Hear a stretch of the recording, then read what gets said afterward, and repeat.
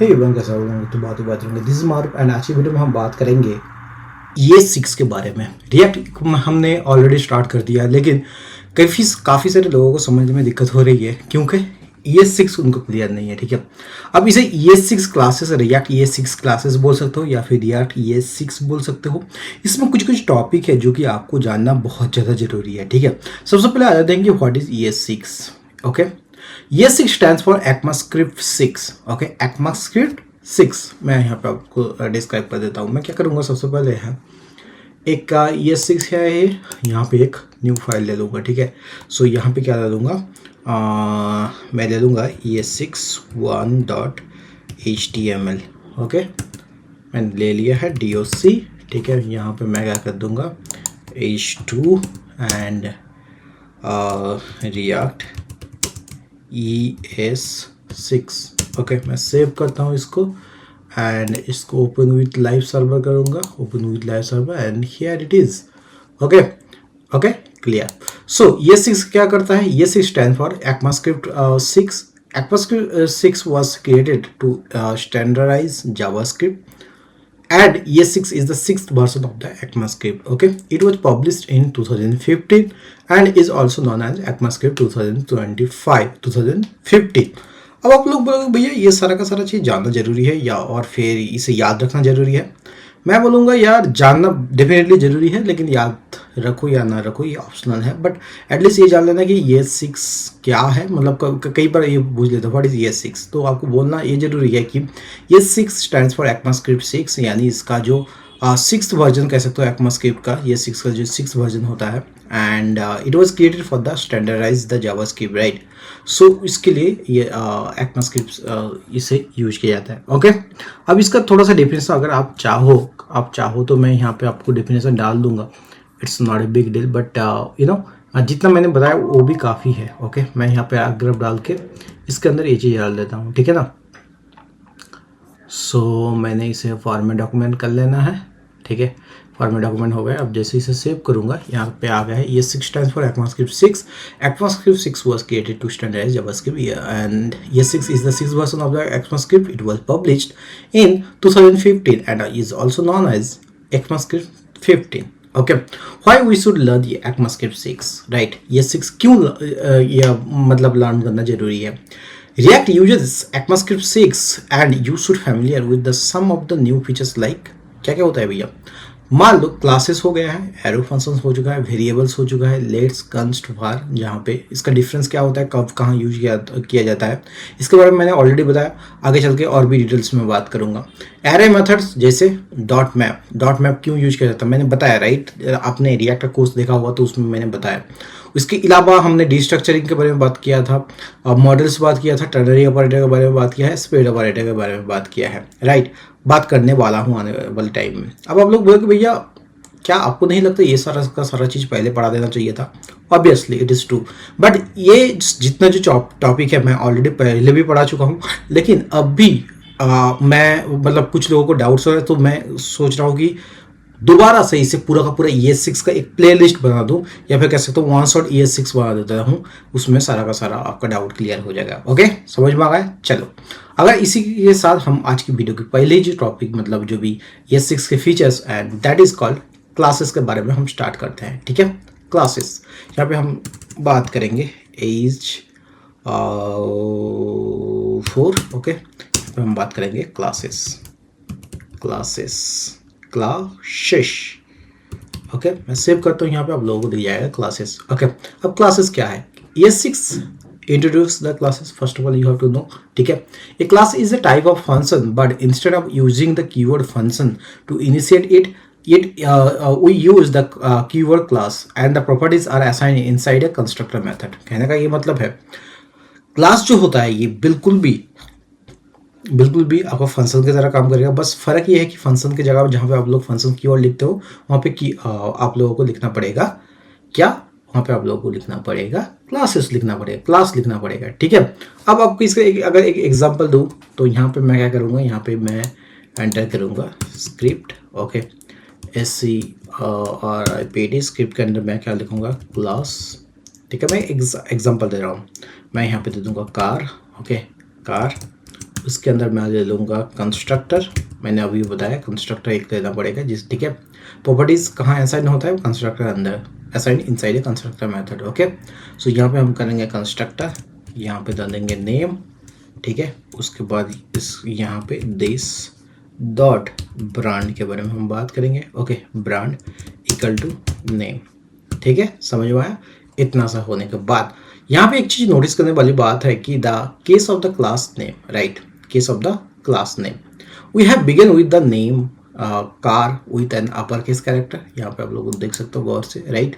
This is the standardized naming conversion for the classes, okay. क्या जरूरी है, मैं बोलूँगा आप लोग फॉलो करो, इट्स बेटर, राइट। इसके अलावा हम अगर बात करते हैं कि ऑब्जेक्ट के सारे क्लास को कैसे हम लिखेंगे उसके बारे में एक एग्जांपल देख लेते हैं, ठीक है। मैं इसे सेव करूँगा, यहाँ पे आप लोग कुछ या इसका कोई एट सच बिग चीज़ नहीं मिलेगा क्योंकि हमने कुछ भी प्रिंट नहीं मैं करा रहा हूँ, ठीक है। सो अभी फिलहाल के लिए आपको ऐसे दिखेगा। अभी क्या करूँगा, इसके बाद द ऑब्जेक्ट के सहारे, okay, you can create object using the car classes. वो कैसे होता है उसके बारे में हम देख लेते हैं। मैं क्या करूँगा, अभी जैसा का है वैसे ही रखता है। एंड यहाँ पे क्या करेंगे, हम एक कंस्टेंट एंड देन यहाँ पे माई कार एक ले लेंगे, ठीक है, माई कार, ठीक है।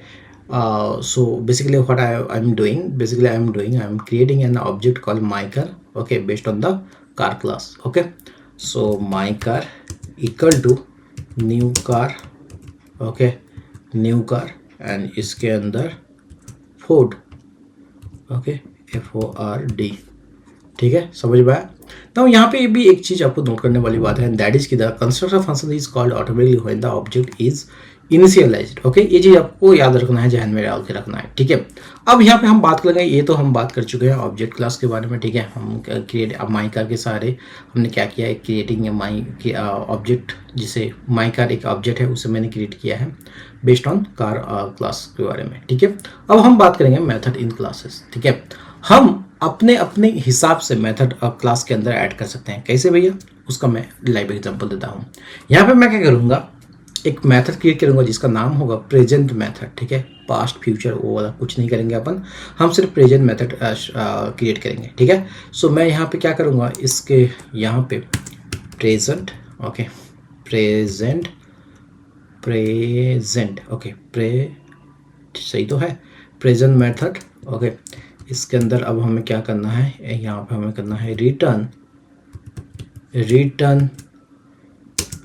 यहाँ पे क्या करना है, I have a, okay, I have a.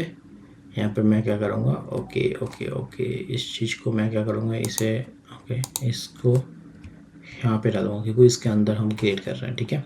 So I have a, इतना करने के बाद हम यहाँ पे क्या करेंगे, ओके, इतना करने के बाद हम करेंगे दिस डॉट ब्रांड, ओके, चलो इतना कर लिया। My car equal to Ford and मैं इसको कॉल करूँगा my car dot present, okay, method के सहारे। इसे मेथड कॉल भी बोल सकते हैं। मैं इसे सेव किया, यहाँ पे आप लोग देखना, इसमें यहाँ पे मैंने सेव कर दिया। So this is what you are seeing right now. As you can see the example above you will call, मतलब ये जो एग्जांपल दिया गया है, you call the method by referring to the object method name followed by the parenthesis, ठीक है। Parameter would go inside the parenthesis, okay, ये चीज़ आपको याद रखना है। अब हम बात करेंगे क्लास इनहेरिटेंस के बारे में। क्या मतलब भैया, वो इनहेरिटेंस, ओप्स वाला कॉन्सेप्ट का इनहेरिटेंस क्या कह सकते हो, मतलब कॉन्सेप्ट सेम है बट थोड़ा सा डिफरेंस है। To create a class inheritance you have to use extend keyword. कैसे, मैं आपको दिखाता हूँ। मैं यहाँ पे क्या करूँगा, एक क्लास, उससे पहले मैं आपको बता दूँ, एक class is created with A class inheritance inherits all the methods from another class. कहने का मतलब है, इनहेरिटेंस का आपको कॉन्सेप्ट पता है।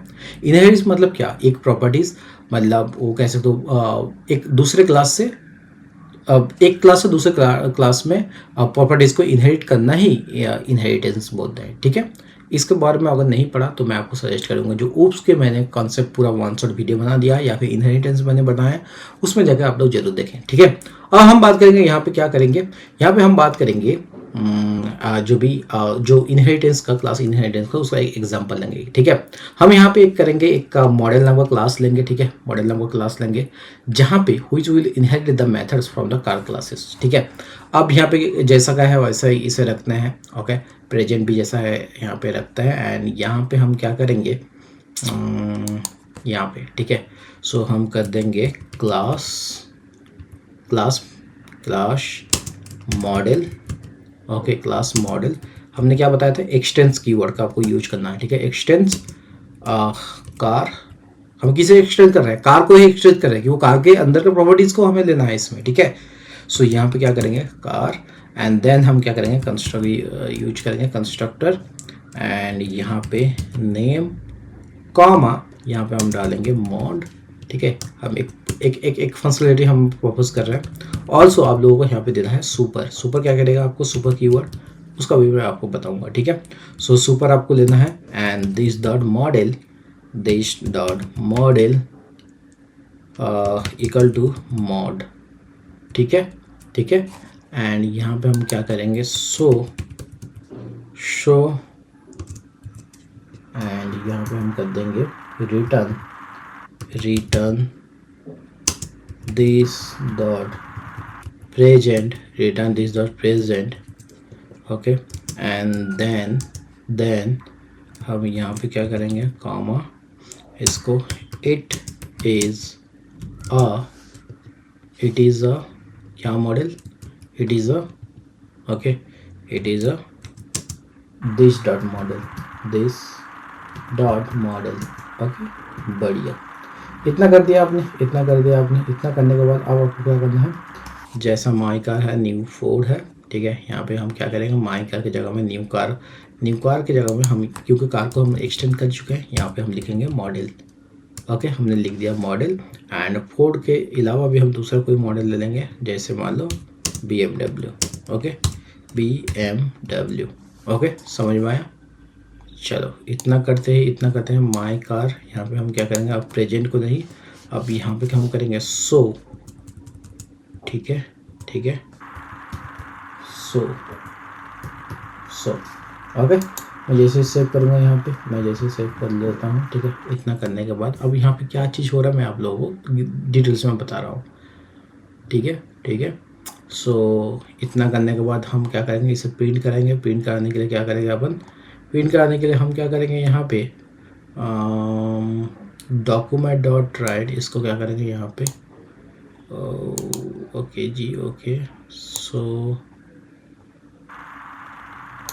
यहीं पे रख देता है डॉक्यूमेंट डॉट यहाँ पे मैं क्या करूँगा right, okay, document dot right and इसके बाद क्या हो रहा है भाई, हाँ, डॉक्यूमेंट डॉट राइट। उसके बाद हम क्या करेंगे यहाँ पे माई कार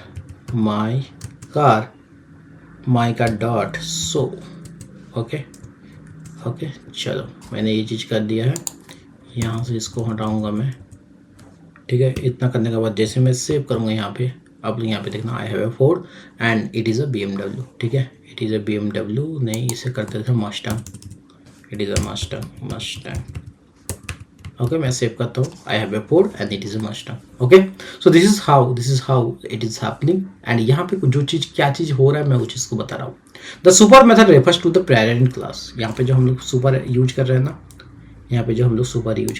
ये किसे रेफर कर रहा है, ये पेरेंट क्लास को रेफर कर रहा है, ओके।